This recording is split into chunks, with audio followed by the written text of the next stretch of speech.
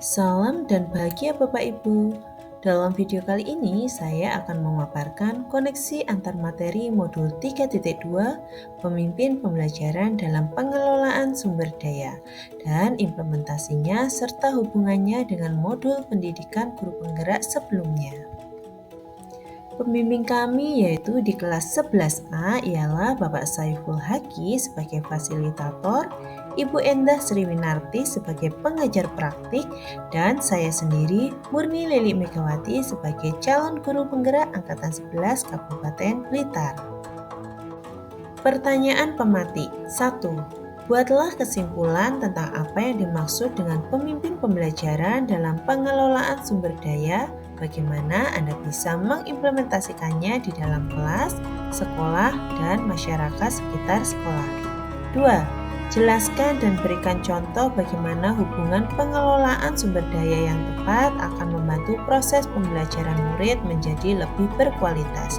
3. Berikan beberapa contoh bagaimana materi ini juga berhubungan dengan modul lainnya yang Anda dapatkan sebelumnya selama mengikuti pendidikan guru penggerak. 4. Ceritakan pula bagaimana hubungan antara sebelum dan sesudah Anda mengikuti modul ini, serta pemikiran apa yang sudah berubah dari diri Anda setelah Anda mengikuti proses pembelajaran dalam modul ini. Kesimpulan tentang pemimpin pembelajaran dalam pengelolaan sumber daya. Seorang pemimpin pembelajaran dalam pengelolaan sumber daya adalah guru atau tenaga pendidik yang mampu mengidentifikasi, mengoptimalkan, dan memanfaatkan sumber daya secara efektif untuk mendukung pembelajaran yang berkualitas.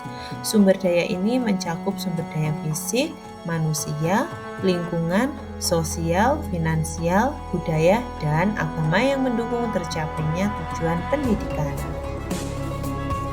Bentuk implementasi yang pertama di kelas, mengelola modal manusia, yaitu guru dan siswa dengan mengoptimalkan keterampilan, waktu, dan pengetahuan. Contohnya, guru mengadakan pembelajaran berbasis proyek atau kolaborasi yang melibatkan semua murid, sehingga mereka dapat belajar dari satu sama lain. 2. Di sekolah, pemanfaatan modal fisik dan sosial di sekolah dengan cara bekerja sama antar guru untuk berbagi bahan ajar, alat peraga, atau ruangan yang mendukung pembelajaran lebih efektif. 3. Di masyarakat sekitar, dengan mengembangkan modal sosial dan budaya dengan melibatkan masyarakat seperti orang tua, murid, dan tokoh masyarakat dalam kegiatan sekolah. Hal ini bisa menciptakan lingkungan belajar yang lebih kaya dan mendukung pembentukan karakter siswa. Pengelolaan sumber daya untuk kualitas pembelajaran. Pertama, modal manusia. Guru dan staf yang berkompeten adalah aset utama dalam mendukung pembelajaran berkualitas. Mengembangkan keterampilan guru melalui pelatihan atau coaching sesuai dengan modul 2.3 akan membantu memperkuat proses pembelajaran. 2. Modal fisik. Infrastruktur seperti ruang kelas, laboratorium, perpustakaan, atau perangkat teknologi mendukung proses pembelajaran. Misalnya dengan adanya fasilitas yang nyaman dan alat peraga yang memadai, murid lebih mudah memahami materi. 3. Modal sosial.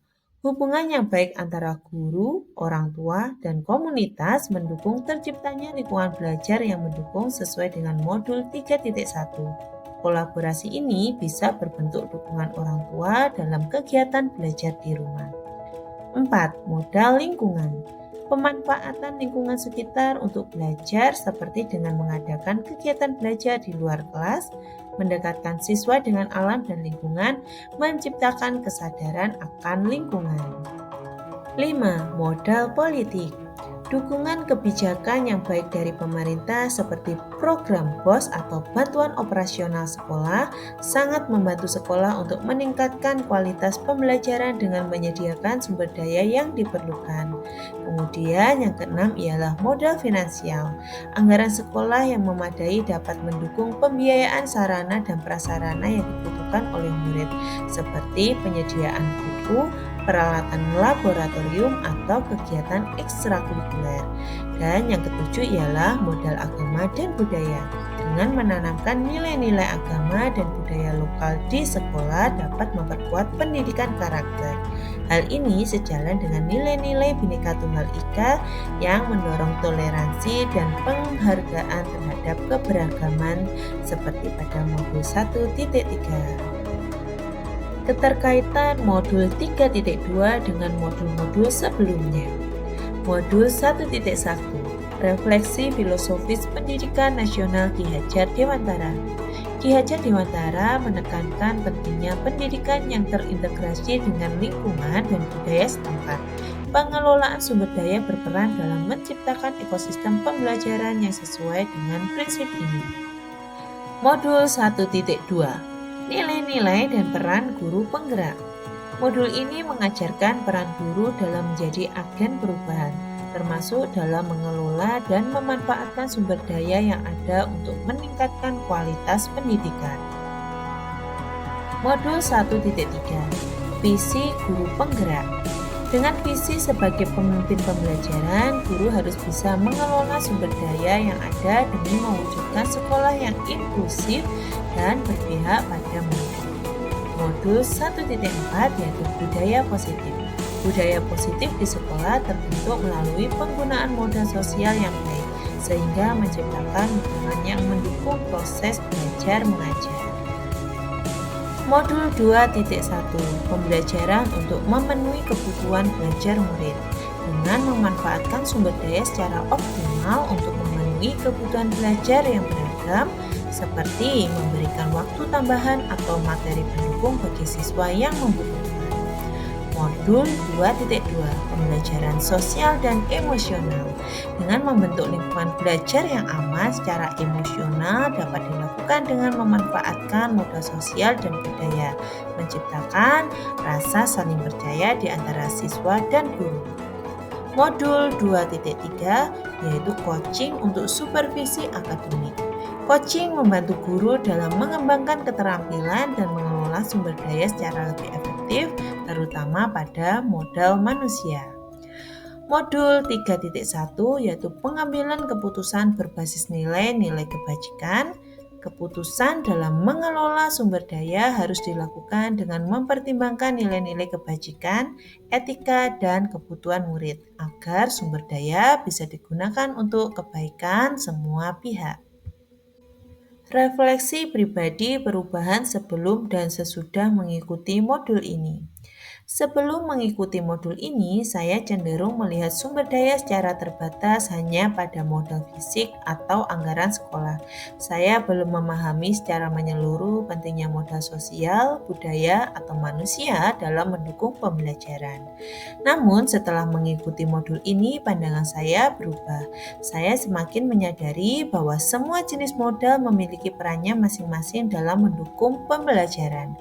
Saya menjadi lebih terbuka untuk bekerja sama dengan rekan guru, masyarakat, dan memanfaatkan lingkungan sekitar untuk menciptakan pembelajaran yang lebih bermakna dan menyeluruh bagi murid. Kesimpulan, sebagai seorang pemimpin pembelajaran dalam pengelolaan sumber daya adalah guru yang mampu mengidentifikasi dan memanfaatkan berbagai sumber daya meliputi modal manusia, modal fisik, modal sosial, modal lingkungan, modal politik, modal finansial, dan modal agama dan budaya untuk mendukung pembelajaran berkualitas. Di kelas, guru dapat mengoptimalkan keterampilan siswa melalui pembelajaran kolaboratif di sekolah, bekerja sama dengan rekan guru dalam penggunaan sarana dan prasarana, dan di masyarakat melibatkan orang tua dan tokoh lokal untuk menciptakan lingkungan belajar yang mendukung. Sekian video dari saya, terima kasih. Salam guru penggerak, tergerak, bergerak, dan menggerakkan.